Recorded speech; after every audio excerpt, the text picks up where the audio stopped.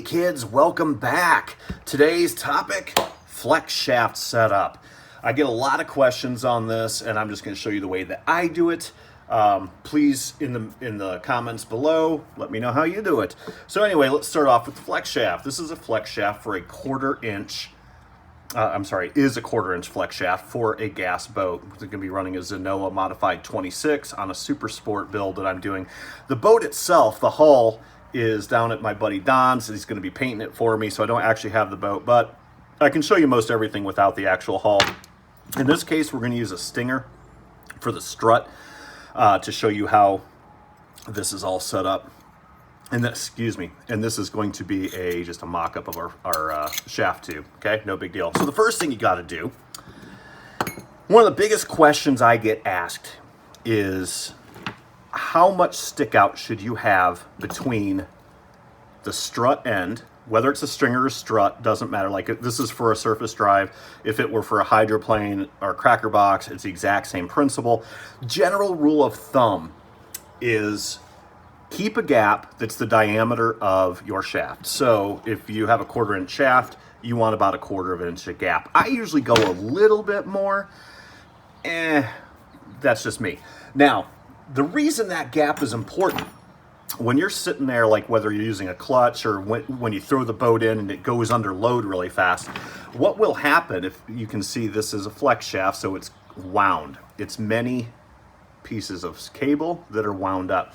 What will happen is it will actually contract, okay? So if you were to take any type of spring and put stress under it, it's gonna shrink, right? So the problem is, if you've got no gap, here to here, sorry, I haven't honed that out yet. If you've got zero gap, what'll happen is when that shrinks, the weakest point is going to give, and that is going to be your collet, all right? That is holding it into the engine. So what'll happen is it'll shrink and the pressure will pull it out of the collet and your entire shaft, your prop, your drive dog, and your nut will go to the bottom of the lake. That is why it's very important to have the gap between the strut end and the drive dog, and I will show you that in a moment. So, first thing we need to do, you can see here we've got, this is called the stud, or the stub, depending on who you are, that is soldered onto the flex shaft. Sometimes I get them from a bunch of different places. I've gotten them from Gizmo Motors, I've gotten them from Zip Kits, usually Zip Kits. But sometimes you have to hone this stub down a little bit. What I do is probably reasonably unsafe, but I actually stick this end in my drill press, take some 80 grit sandpaper, hold on to it, and it spins just perfect. And then I just kind of hone it down with the sandpaper, and just a little bit, doesn't take much at all. Same thing with the bushings in these, and I'll show you that in a second. So the first thing we need to do is we need to set the placement of our drive dog. So the drive dog is this, okay? That is what's going to lock your propeller, and this one's a wider one, so I need to open up. This is a brand new prop. We need to open this up so it fits in the tongs there. But what you need to do is you have to have a flat spot on your shaft where the set screw is going to go. So in order to do that, there's a couple different styles of drive dogs. This one's an actually really thick collared one, which I don't love, because usually what I do is I'll slide this onto the shaft and then I'll take a Sharpie marker and I will make a little dot on the shaft, take this off and make my flat spot. This one's very hard to get a Sharpie in there, so we're gonna use a tiny, tiny drill bit. Sometimes as well, you can either hone your shaft down a little bit, like I just said. And what did I do?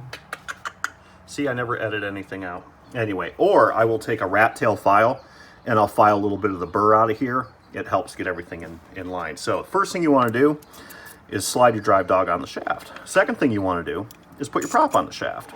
Now, again, the tongue is not filed out on this yet, but you want to make it so you've got plenty of thread room, okay? So I usually put mine in right around there. That way, if you do end up with different depths of props or whatever, you're not going to be too far out or too far in. You'll always have room for that lock nut. So we're going to go to right about there. Like I said, you don't want to do it here, because if down the road you put on a wider throated prop, you're not going to have room for your nut. But you also don't want to put it here. If you put it too far back, that's not going to do you much good, because now your prop's going to waddle around. So we're just going to pick a happy spot. I like to leave a lot of extra thread. You got plenty there, okay? Then, in the case of this particular collet, I'm going to take a Dremel and just make a tiny little mark so I can see.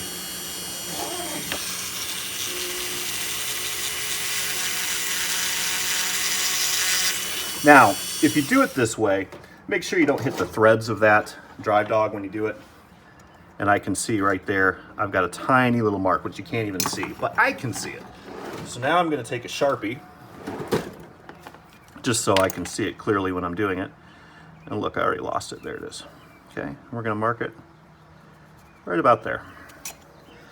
Then, using any method you want, now here's how I do it, not necessarily right or wrong, but it does work for me, is I take a Dremel cutoff wheel, put it in my fancy dancy keyless chuck, and I'm going to make a flat right there on that mark. So we're going to zoom in a little bit. Doesn't have to be huge.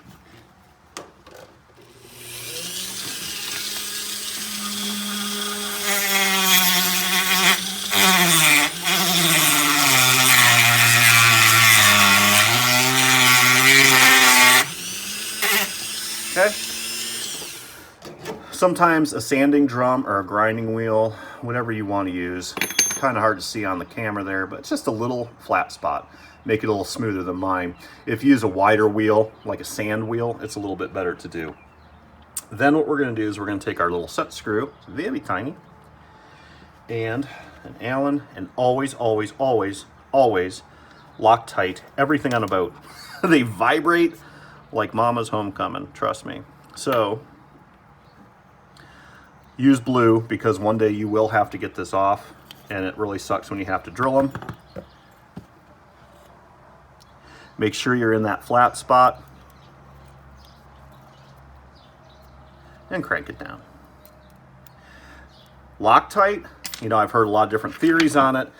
I've actually talked to Loctite company because I use so much Loctite. They're like, who is this person? But you're really supposed to let it cure 24 hours before you put it under stress. That goes for any threads, anything like that. Blue Loctite is good for general threading, and red is better for high heat applications. Don't use red unless it's on a high heat application, because it's a real bitch to get off. So now we can put our prop on. Now we're just going to pretend that I've already filed this out and it fits, okay? Then you've got your lock nut. That's going to go on there. And these are usually, at least every one that I've ever used, is an 8mm nut. And you just put it on there.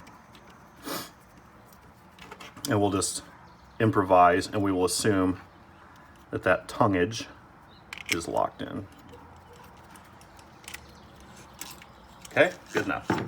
Now, getting back to the strut, now we're going to worry about the length. You always want to do this part first. You don't even need the prop on for this, but you do need the drive dog in its forever location in order to do this. Trust me, I've screwed up and drinking some nights and just done it and winged it and was wrong, and I had to buy a new shaft. So now what you would do, what I was talking about with your gap earlier, I'm going to have to hone this bushing a little bit. Now notice, when I go to slide this in, this goes for just about every one I've ever used. Notice it doesn't slide in very easily. All right. I can get it in, I think.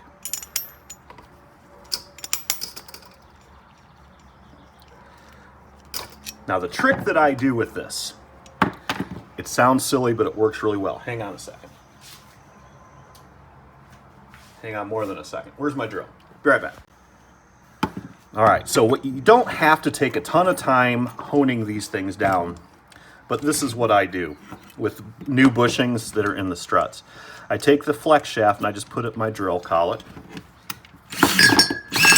Try not to spill my coffee while I'm doing it, okay? Then I squeeze the trigger and just pull.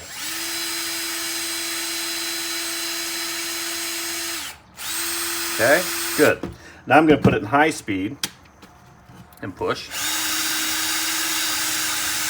Hard to do with one hand. Let's pull it back out. There we go. And then a lot of times I will do it again with a little bit of oil on it.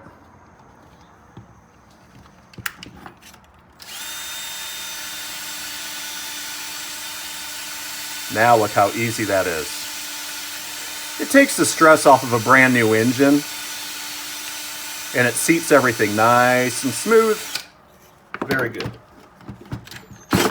Okay. Now, I should be able to pull that in and out fairly easily.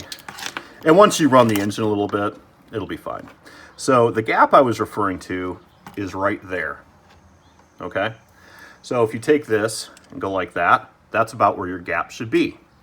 That will give you the allowable windup that we were talking about. Now with a strut like this that's adjustable, you could always bring the shaft in a little bit if you wanted to, but that's a different video.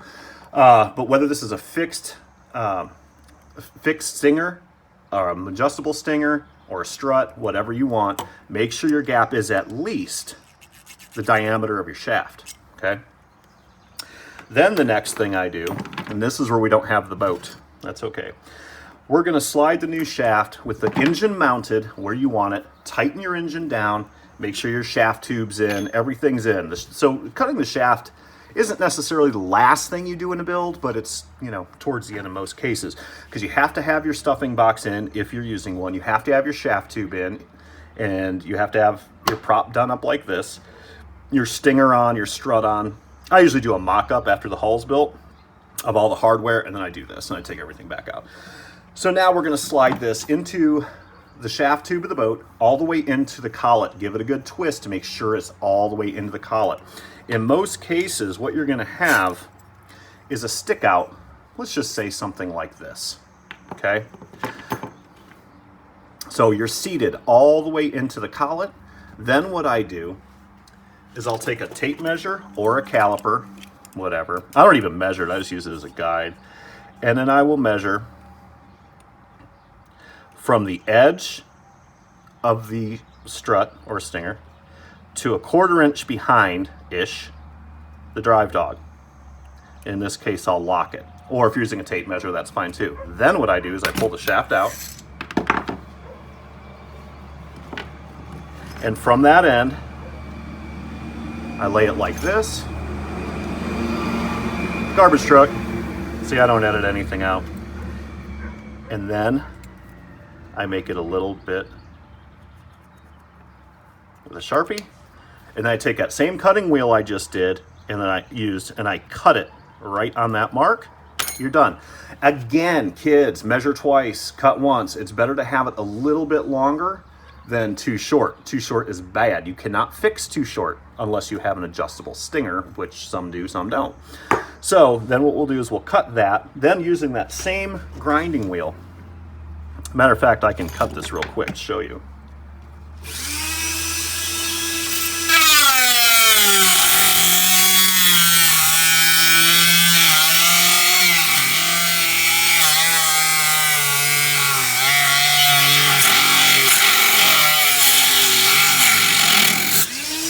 Okay.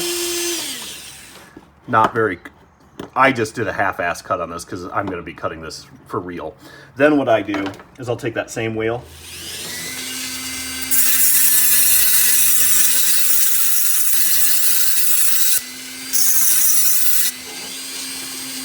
and I basically deburr it. You can do that with sandpaper too, but it's faster just using that.